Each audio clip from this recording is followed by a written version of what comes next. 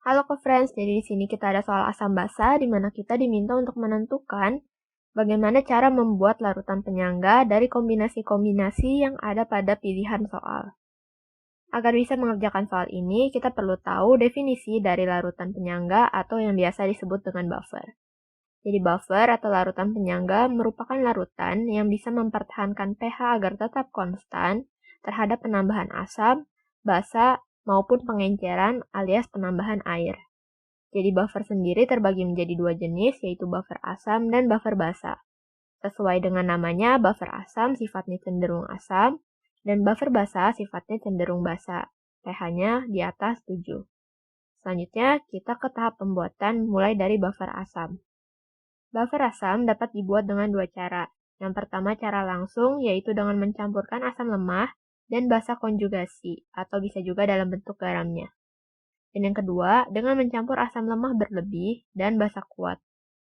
Begitu juga untuk buffer basa, hanya kebalikan asam jadi basa dan basa jadi asam. Buffer basa bisa dibuat dengan cara yang pertama, yaitu cara langsung, di mana mencampurkan basa lemah dengan asam konjugasinya, atau juga bisa dalam bentuk garam. Dan yang kedua, basa lemah berlebih dicampur dengan asam kuat. Pada soal, kita tidak diberitahu jumlah masing-masing senyawa yang dicampurkan. Oleh karena itu, kita tidak bisa menggunakan cara kedua, karena kita tidak mengetahui mana yang berlebih dan mana yang menjadi reaksi pembatas.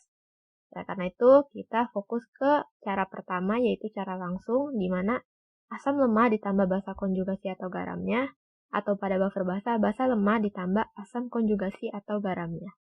Kita ke pilihan A. Di pilihan A ada asam nitrat dicampur dengan natrium asetat. Untuk memudahkan kita buat rumus senyawanya, di mana asam nitrat HNO3 dan natrium asetat CH3COONa. Asam nitrat di sini sifatnya asam kuat, dan natrium asetat merupakan garam. Karena salah satunya sudah asam kuat, maka dia tidak sesuai dengan cara pembuatan buffer. Lalu yang kedua, di sini ada asam nitrat dan natrium nitrat pada pilihan B. Asam nitrat HNO3 dan natrium nitrat NaNO3. Asam nitrat tadi kita sudah sebutkan bahwa dia merupakan asam kuat. Dan untuk membuat buffer asam seharusnya menggunakan asam lemah. Maka meskipun di sini bersama garamnya yaitu NaNO3, maka pilihan B tidak tepat untuk membuat larutan penyangga. Kita lanjut ke pilihan C di mana ada asam sulfat dan natrium asetat. Asam sulfat H2SO4 dan natrium asetat CH3COONa. Asam sulfat di sini lagi-lagi merupakan asam kuat.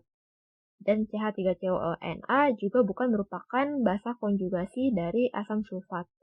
Sehingga jelas pilihan C bukan merupakan cara untuk membuat buffer.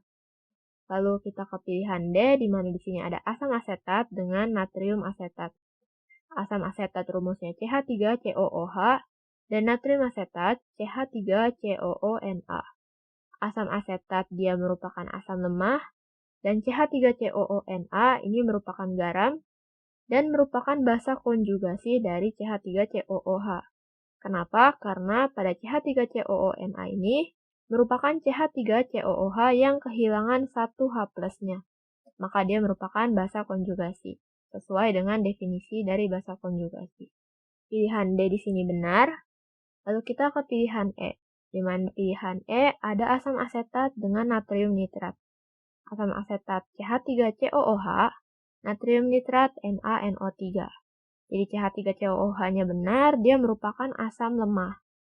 Tapi sayangnya natrium nitrat bukan merupakan basa konjugasi dari CH3COOH. Tidak ada kesamaan antara CH3COOH dengan natrium nitrat. Oleh karena itu, E bukan merupakan jawaban dari soal ini. Jawaban yang tepat merupakan yang D. Sekian cara menjawab soal asam basa pada soal ini. Sampai berjumpa di soal berikutnya.